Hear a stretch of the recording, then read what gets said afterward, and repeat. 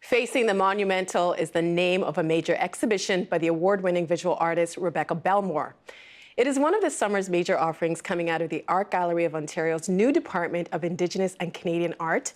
It captures the long view of Rebecca Belmore's works from the past 30 years, where she's given voice and power to some of the most pressing issues of the day.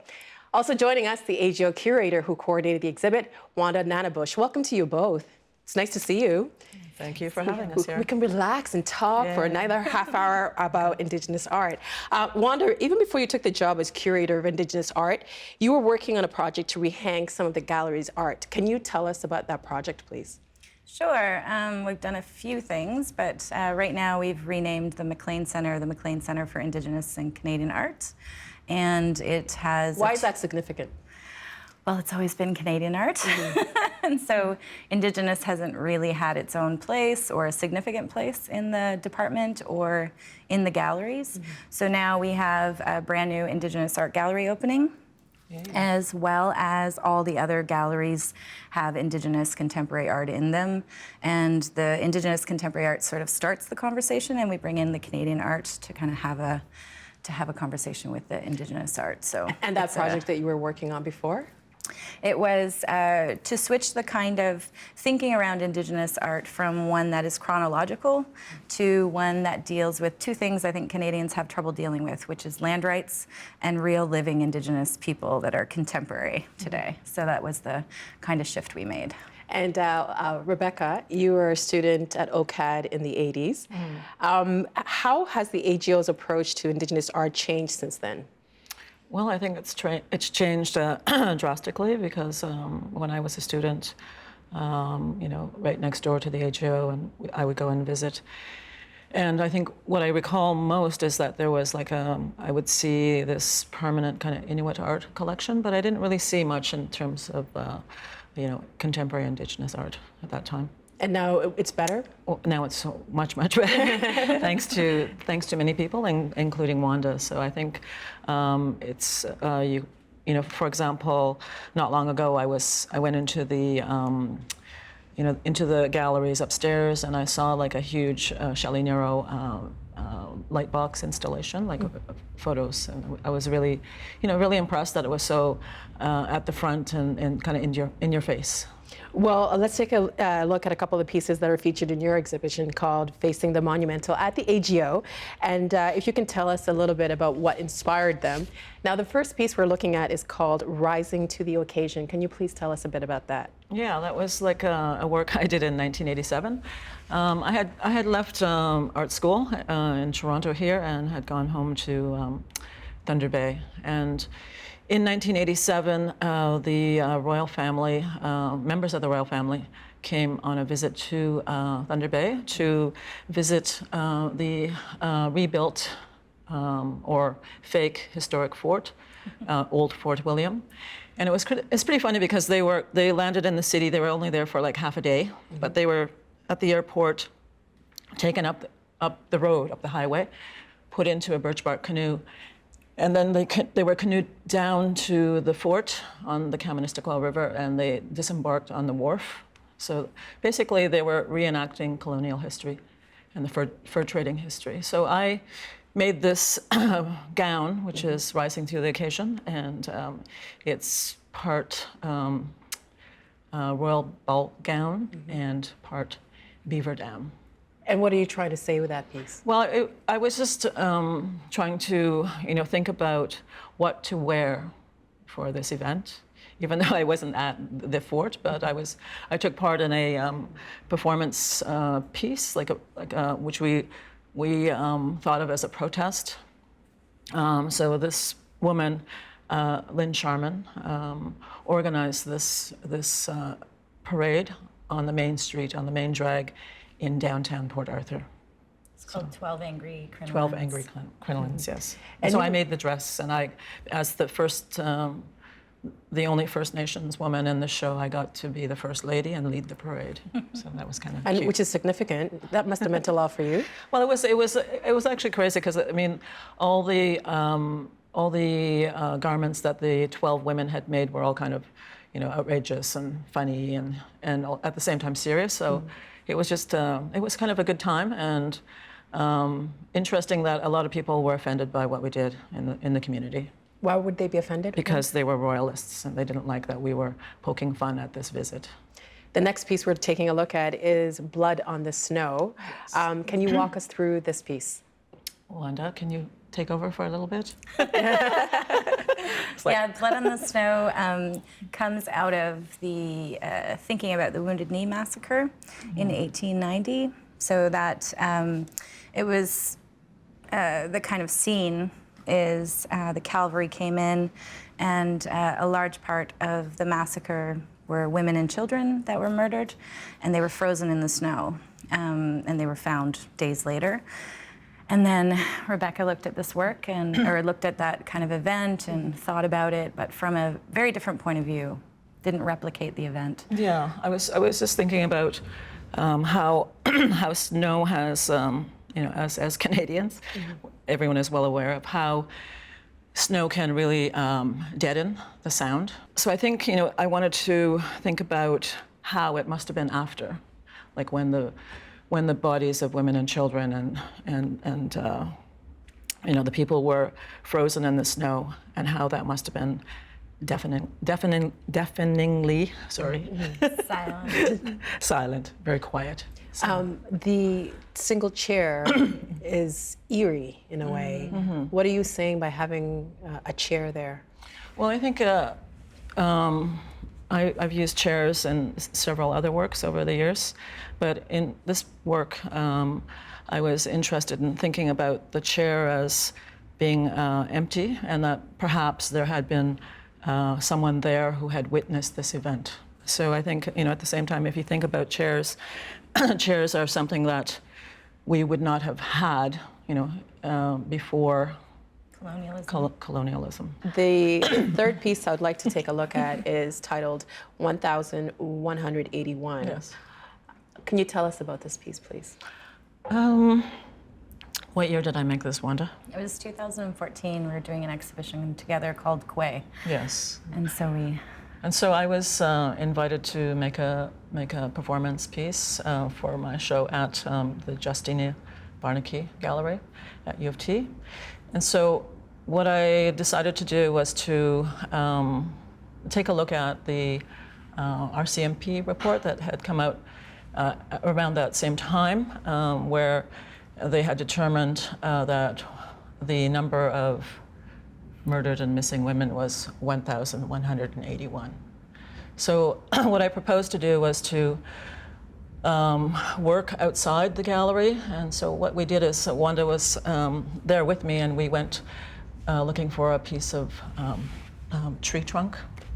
And we managed to find this amazing piece of wood in Trinity Bellwoods Park. It was kind of abandoned there and sitting in a kind of in a ditch. I don't know if this is my eyes tricking me, but it kind of looks like a woman's torso.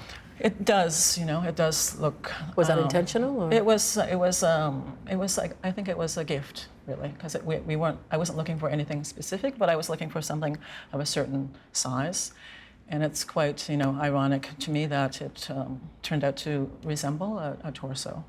Of a woman, yeah. And what were you trying to say with that piece? I set myself up outside the gallery, which was right next door to, or very close by, was there was a group of men, construction workers, building something. So I was, 20 feet away from them, building something myself, and I was wearing a work vest that has an X mark on the back, like a safety vest. And so I just proceeded to, over the course of the day, hammer 1,181 nails into the piece, into the wood, and creating this sculptural object. And by the end of the performance, because it went on for hours, there was about 700 people gathered because there was a women's studies conference on at the same time, so they all came out to it. And when she was done, you yelled out 1,181, And the whole crowd just went silent. And then she left. She walked out. And nobody moved for 30 minutes. They just stared at this sculpture. And then slowly people got up on their own to run their hand above the nails. And you could kind of feel this energy coming off of it. It was quite profound. And let's talk about it now, because I was going to talk about it later. But having witnesses, having people see the work that you're doing, how is that a part? What does that add to the art that you're creating? Well, I think my approach to performance is generally that I create something in front of people. So I make art in front of people. Mm-hmm. And so I'm just interested in having people experience this process of working. I think we're all fascinated by watching people work. We're showing a video clip from Toronto's Nuit Blanche in 2016, where you spent 12 hours at the AGO creating an experience entitled Clay on Stone. Yes. You use different mediums. You use wood, you use clay, you use photography. How do you decide which medium you're going to use to tell the art that you're creating? Well, that's a big question, but I think it's just really a matter of trying to figure out how to, what material best articulates my idea. And I think, in this performance at the AGO, for example, I think people could relate to the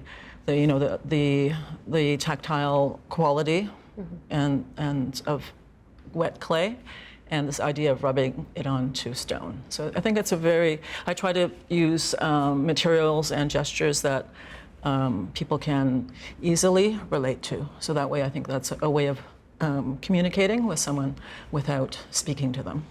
And what informs your viewpoint as an artist? I make work from my experience as a human being. So I happen to be Anishinaabe from northwestern Ontario. So my work, I would say, comes from that point of view.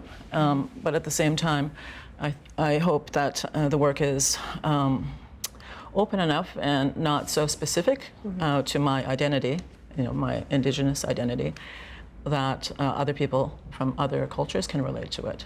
You've been called an Indigenous artist. What is your response being labeled as one? I am an Anishinaabe artist, so that's very specific. Wanda? I think there was a time when these kinds of labels maybe seemed constricting, but I think now, what part of me could you cut off that would take the Aboriginal or the Indigenous or the whatever out of what I do, right?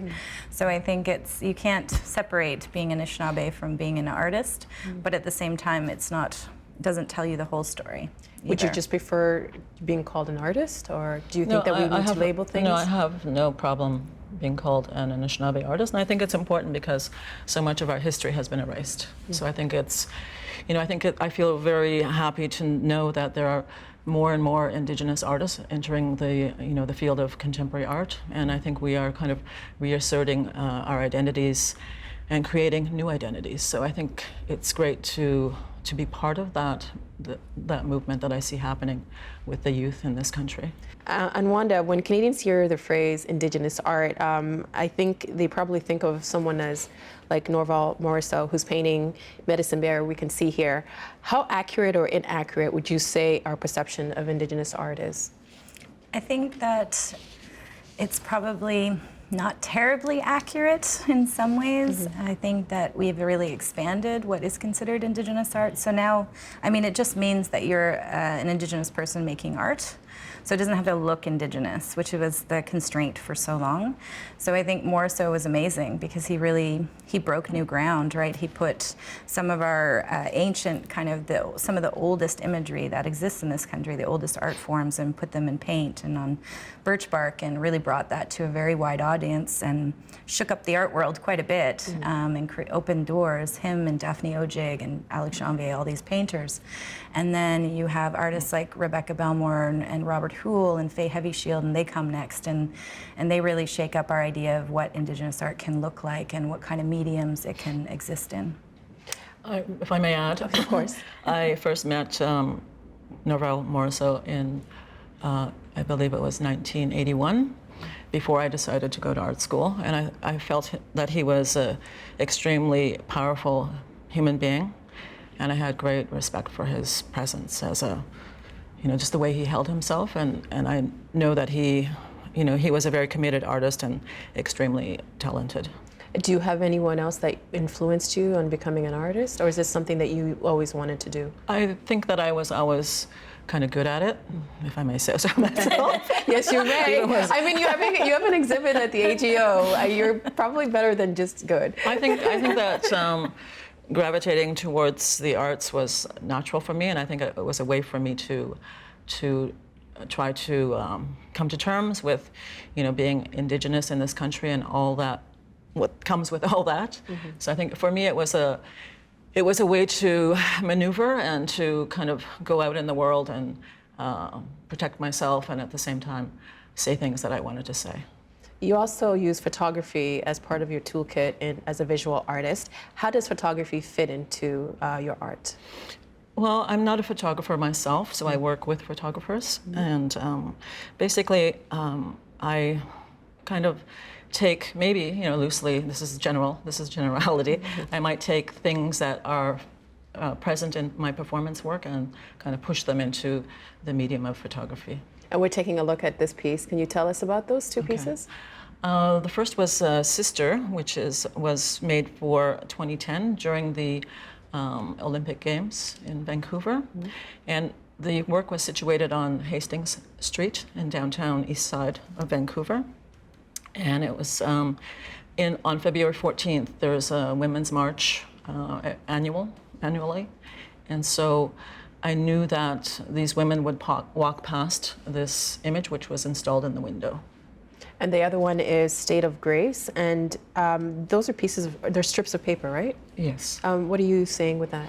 Well, it's a photograph that has been shredded. Mm-hmm. So I've cut it into these strips so that it will, when it's in the space, it kind of moves because of if you pass by it or the natural current in the space. So basically, the sleeping figure that's depicted in the photograph is still breathing. So she's just resting.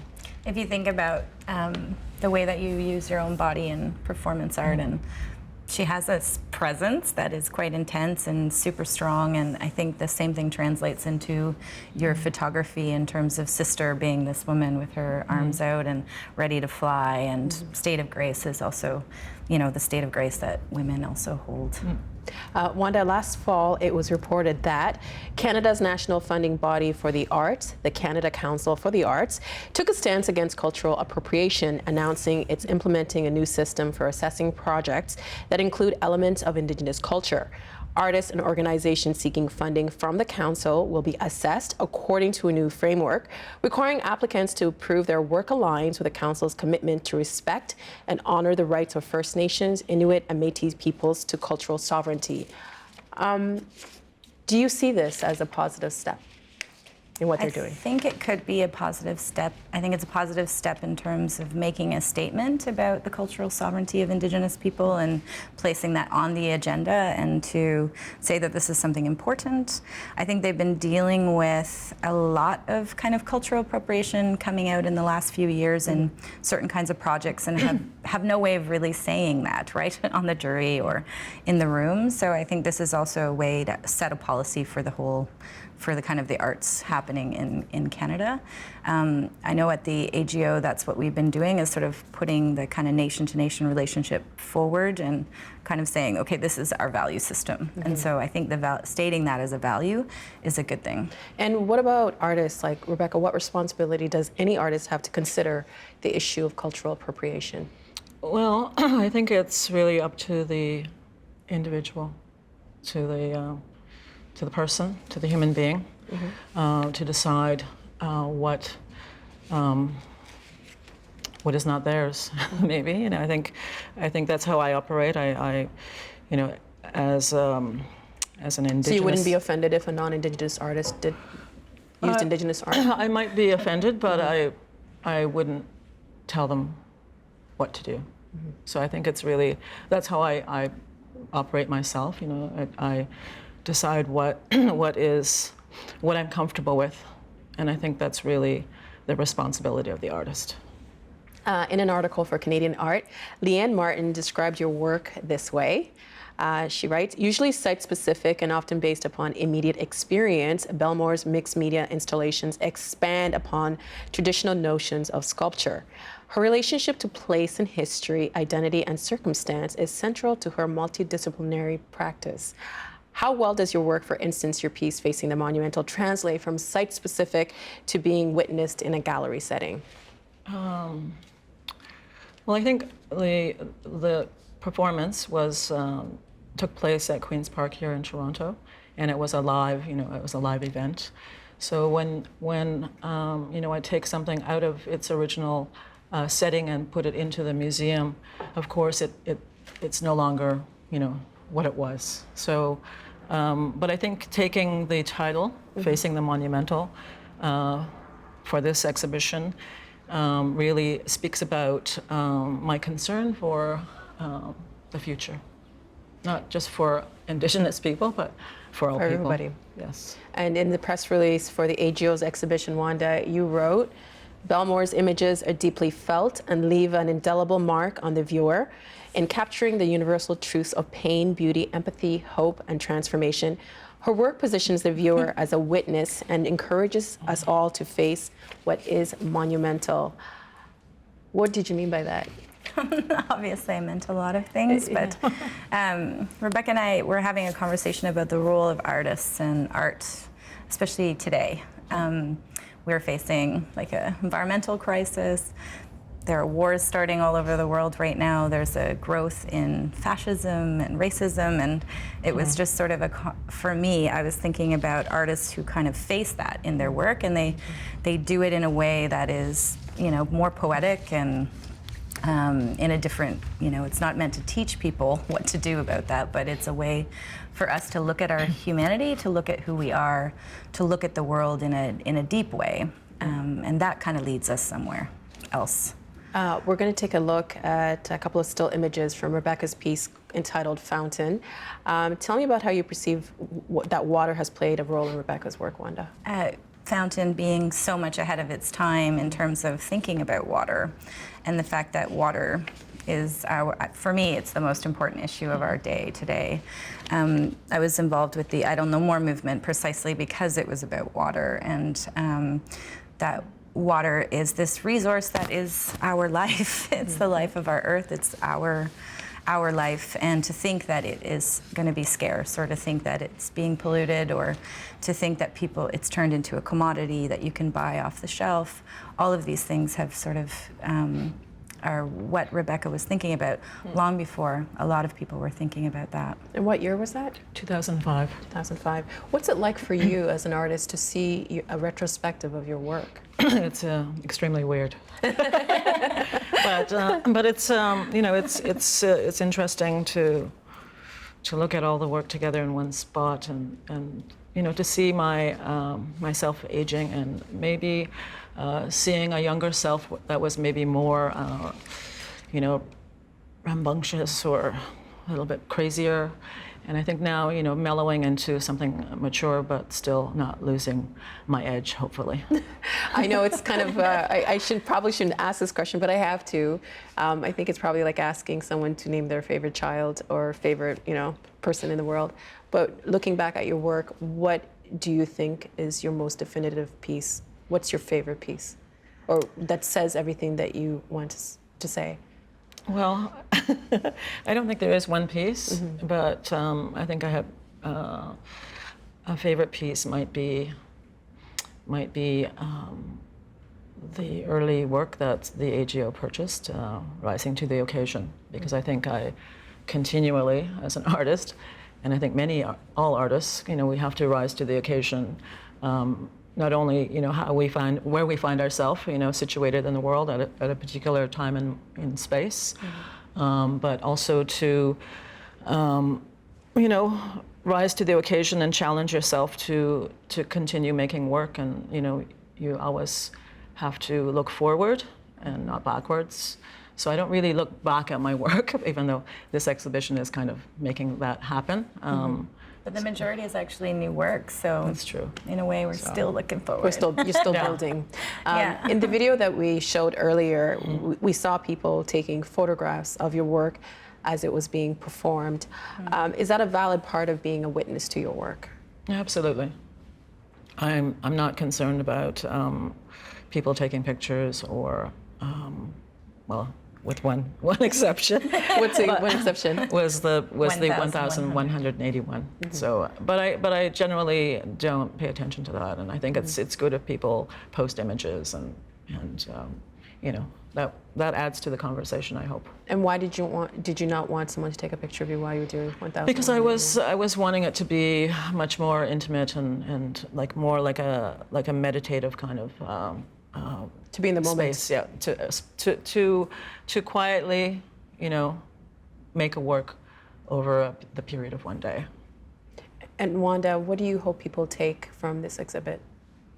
I hope that they come in just open, experience the work, feel the work, let it inside, let it do its thing, and see where it takes them later.